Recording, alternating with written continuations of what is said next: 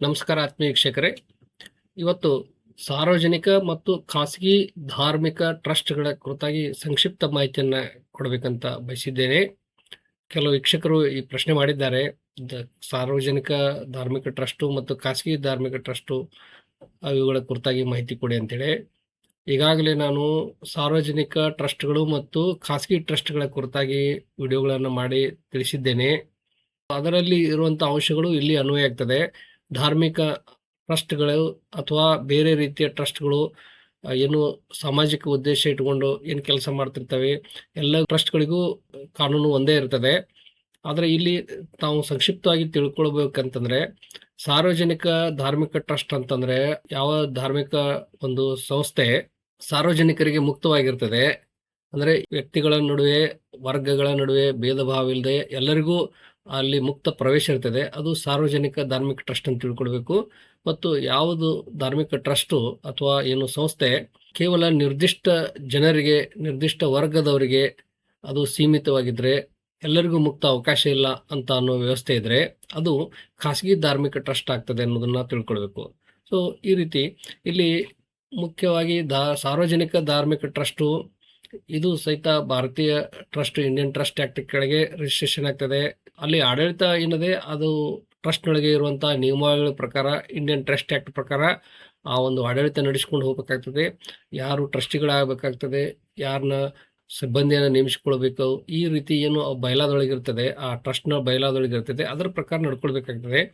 ಈ ಸಾರ್ವಜನಿಕ ದೇವಾಲಯಗಳ ಮುಖ್ಯ ಅಂಶ ಅಂದರೆ ಈಗಾಗಲೇ ಹೇಳಿದಂತೆ ಆ ಟ್ರಸ್ಟ್ ಡೀಡ್‌ನೊಳಗೆ ಏನು ಉದ್ದೇಶಗಳು ಮತ್ತು ಟ್ರಸ್ಟಿ ಉತ್ತರಾಧಿಕಾರ ಯೋಜನೆಗಳು, ಮಾರ್ಗಸೂಚಿಗಳು ಆ ಟ್ರಸ್ಟ್ ಡೀಡ್‌ನೊಳಗೆ ಇರ್ತದೆ. ಮತ್ತು ಇಲ್ಲಿ ಟ್ರಸ್ಟಿಗಳ ಪಾತ್ರ ಏನು ಅನ್ನೋದು ಆ ಒಂದು ಟ್ರಸ್ಟ್‌ನೊಳಗೆ ಇರ್ತದೆ. ಸೊ ಈ ರೀತಿ ಇಲ್ಲಿ ದೇವಾಲಯಗಳಂತ ಬಂದಾಗ ಸಾರ್ವಜನಿಕರಿಗೆ ಪ್ರಯೋಜನವನ್ನು ನೀಡುವ ಪ್ರಾಥಮಿಕ ಗುರಿಯನ್ನು ಹೊಂದಿರ್ತದೆ. ಮತ್ತು ಕಾಣಿಕೆಗಳು, ದೇಣಿಗೆಗಳು, ದೇವಾಲಯಗಳ ಆಸ್ತಿಗಳಿಂದ ಉತ್ಪತ್ತಿಯಾಗುವಂತಹ ಹಣವನ್ನ ದೇವಾಲಯದ ನಿರ್ವಹಣೆ, ಧಾರ್ಮಿಕ ಆಚರಣೆ ಮತ್ತು ವಿಶಾಲ ಸಮುದಾಯಕ್ಕೆ ಪ್ರಯೋಜನವನ್ನ ನೀಡುವಂತ ದತ್ತಿ ಚಟುವಟಿಕೆಗಳಿಗೆ ಬಳಸಬೇಕಾಗ್ತದೆ ಅನ್ನೋದನ್ನ ನಾವು ಅರ್ಥ ಮಾಡ್ಕೊಳ್ಬೇಕು. ಅಂದ್ರೆ ಒಟ್ಟಾರೆಯಾಗಿ ವಿಶಾಲ ಸಮುದಾಯಕ್ಕೆ ಪ್ರಯೋಜನವನ್ನು ಕೊಡುವಂತ ಉದ್ದೇಶ ಇರ್ತದೆ.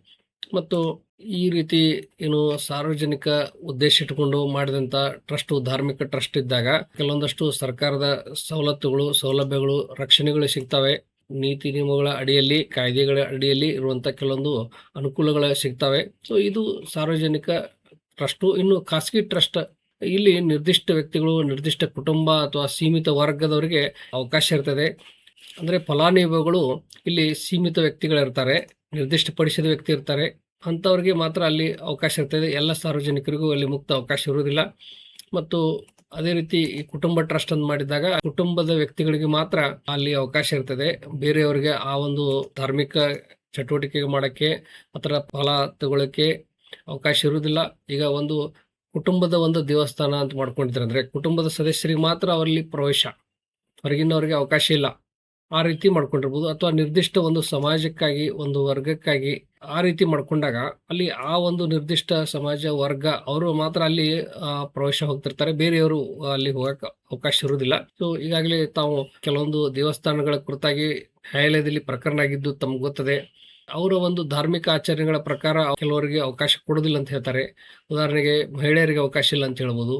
ಅಥವಾ ಈ ರೀತಿ ಬೇರೆ ಮತ್ತೆ ಬೇರೆ ಬೇರೆ ರೀತಿಯ ಒಂದು ನಿಬಂಧನೆಗಳನ್ನ ಸಂಪ್ರದಾಯಗಳನ್ನ ಅವ್ರು ಹಾಕೊಂಡಿರ್ಬೋದು. ಯಾವ ರೀತಿ ಅಲ್ಲಿ ಟ್ರಸ್ಟ್ ಮಾಡಿರ್ತಾರೆ, ಆ ಒಂದು ಉದ್ದೇಶ ಏನದೆ, ಆ ಒಂದು ಫಲಾನುಭವಿಗಳು ಯಾರು ಅನ್ನೋದನ್ನ ಆ ಒಂದು ಟ್ರಸ್ಟ್ ನಮೂದು ಮಾಡಿರ್ತಾರೆ. ಆ ಪ್ರಕಾರ ಅಲ್ಲಿ ಹೋಗ್ಬೇಕಾಗ್ತದೆ ಮತ್ತು ಅವರ ಸಂಪ್ರದಾಯಗಳನ್ನ ನೋಡ್ಕೊಳ್ಬೇಕಾಗ್ತದೆ. ಈ ರೀತಿ ಇಲ್ಲಿ ಖಾಸಗಿ ವ್ಯಕ್ತಿಗಳಿಗೆ, ಸೀಮಿತ ವ್ಯಕ್ತಿಗಳಿಗೆ, ಕುಟುಂಬಕ್ಕೆ, ವರ್ಗಕ್ಕೆ ಸೀಮಿತವಾದಂಥ ಟ್ರಸ್ಟ್ ಇದ್ರೆ ಅದು ಖಾಸಗಿ ಧಾರ್ಮಿಕ ಟ್ರಸ್ಟ್ ಆಗ್ತದೆ.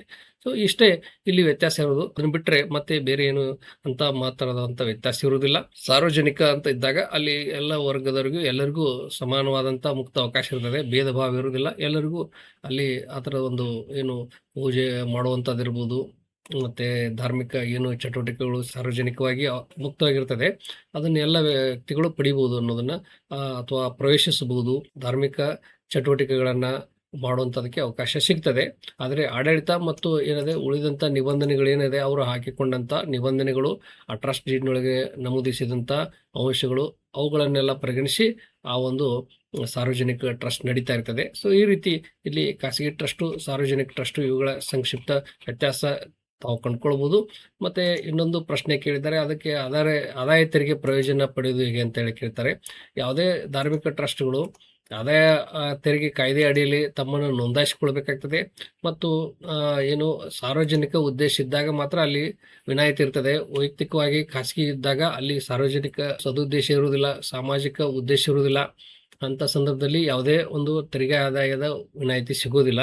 ಅಂದ್ರೆ ಯಾವುದೇ ತೆರಿಗೆ ವಿನಾಯಿತಿ ಸಿಗಬೇಕಾದ್ರೆ ಅಲ್ಲಿ ಚಾರಿಟೇಬಲ್ ಆಬ್ಜೆಕ್ಟ್ ಇರಬೇಕಾಗ್ತದೆ. ಸಾಮಾಜಿಕ ಸೇವೆ ಮತ್ತು ಒಂದು ದತ್ತಿ ಉದ್ದೇಶವನ್ನು ಹೊಂದಿರಬೇಕಾಗ್ತದೆ. ಅಂತ ಸಂದರ್ಭದಲ್ಲಿ ಮಾತ್ರ ಒಂದು ತೆರಿಗೆ ವಿನಾಯಿತಿ ಸಿಗ್ತದೆ.